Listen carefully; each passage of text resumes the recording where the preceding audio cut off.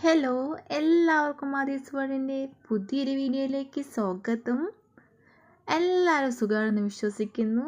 ഇന്ന് ഞാനൊരു ഒരു ഹെൽത്തി ആയിട്ടുള്ള റെസിപ്പി ആയിട്ടാണ് നിങ്ങൾ മുന്നിലെത്തിയിരിക്കുന്നത്. ഇന്ന് നമ്മൾ തയ്യാറാക്കുന്നത് വളരെ ഹെൽത്തി ആയൊരു ചീരത്തോരനാണ് കേട്ടോ. ചീര കൊണ്ട് ഒത്തിരി ഗുണങ്ങൾ നമുക്കുണ്ട്. നമുക്കെന്ത് ചെയ്യാം, അത് അറിഞ്ഞുകൊണ്ട് തന്നെ കഴിക്കാം. എന്നാൽ നമ്മൾ ചീരത്തോരൻ എങ്ങനെ തയ്യാറാക്കുന്നത് നോക്കിയാലോ. അതിന് വേണ്ടി ഒരു കടായി ചൂടാക്കിയെടുക്കുക. ചൂടായ കടായിലോട്ട് വെളിച്ചെണ്ണ ചേർത്ത് കൊടുക്കുക കേട്ടോ.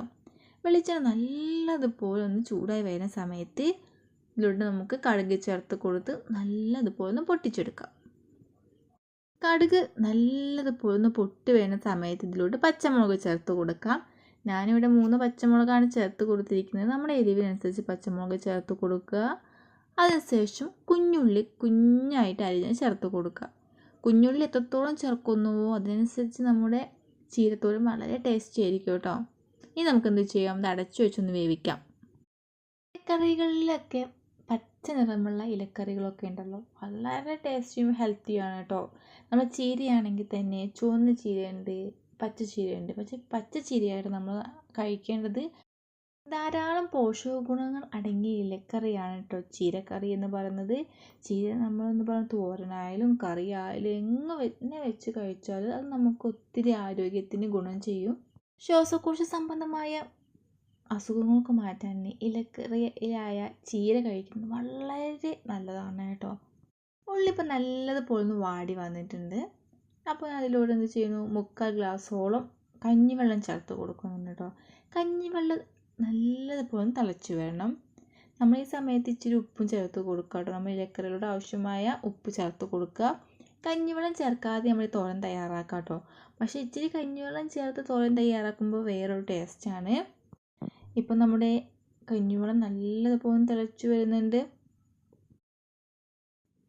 ഇനി ഇതിലൂടെ നമ്മൾ അരിഞ്ഞു വെച്ചിരിക്കുന്ന ചീര ചേർത്ത് കൊടുക്കുക കേട്ടോ. ഞാൻ വളരെ ഇളയ ചീരയായിട്ട് എടുക്കുന്നത് കൊണ്ട് തണ്ട് ഞാൻ അരിഞ്ഞ് ചേർക്കുന്നുണ്ട്. ഒരു ബൗളോളം ചീര ഞാൻ എടുത്തിരിക്കുന്നത്. ഇത് ജസ്റ്റ് ഒന്ന് വാടി കഴിയുമ്പോൾ ഒരു 3 പേർക്ക് കഴിക്കാനുള്ള തോരൻ എന്തായാലും ഉണ്ടായിരിക്കും കേട്ടോ.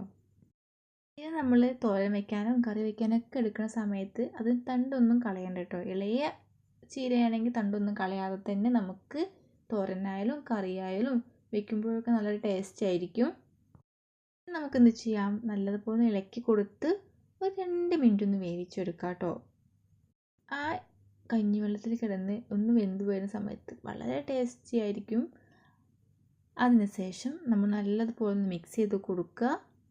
പിന്നെ നമ്മൾ കറി ആയാലും തോരനായി വെച്ച് കഴിച്ചാൽ നമുക്ക് മലബന്ധം അതുപോലെ തന്നെ അസിഡിറ്റി പോലുള്ള പ്രശ്നങ്ങൾ ഇല്ലാതാവുകയൊക്കെ ചെയ്യുന്നുണ്ട് കേട്ടോ. ഒത്തിരി ഗുണങ്ങളാണ് നമ്മൾ ഈ ചീര കഴിക്കുന്നതോടൊപ്പം നമുക്ക് കിട്ടുന്നത്. അപ്പോൾ നമ്മുടെ ചീര ഒന്ന് വാടി വന്നിട്ടുണ്ട്. ഈ സമയം എന്ത് ചെയ്യാം, നമ്മൾ ഇതിലോട്ട് ചിരകിയ തേങ്ങ നമുക്ക് ചേർത്ത് കൊടുക്കാം കേട്ടോ. തേങ്ങയൊക്കെ ഒന്ന് ചേർത്ത് കൊടുക്കുമ്പോൾ നമ്മുടെ തോരന് പ്രത്യേക ഒരു ടേസ്റ്റ് ആയിരിക്കും. നമുക്ക് വേണമെങ്കിൽ ക്രഷ് ചെയ്തും ചേർത്ത് കൊടുക്കാം കേട്ടോ. ഞാൻ ഇതൊന്ന് ക്രഷ് ചെയ്യാണ്ട് നേരിട്ടങ്ങ് ചേർത്ത് കൊടുത്തു എന്നുള്ളൂ. നിങ്ങൾക്ക് എരിവൊക്കെ ഇച്ചിരി കൂടെ വേണമെന്ന് ആഗ്രഹമുള്ളവർ എന്ത് ചെയ്യാം, തേങ്ങയും പച്ചമുളകൊക്കെ ഒന്ന് ക്രഷ് ചെയ്തിട്ട് ചേർത്ത് കൊടുക്കുക. നമുക്ക് നല്ലതുപോലെ ഒന്ന് മിക്സ് ചെയ്തിട്ട് ഒരു 2 സെക്കൻഡ് ഒന്ന് വേവിച്ചെടുക്കുക കേട്ടോ. ഞാനൊരു 2 സെക്കൻഡ് അടച്ചു വെച്ച് വേവിക്കുന്നുണ്ട്.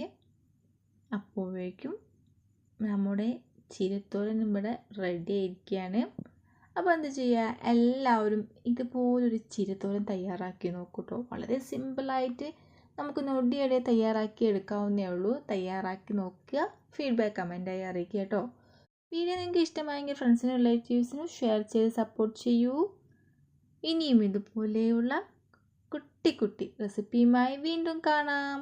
Thank you for watching my video.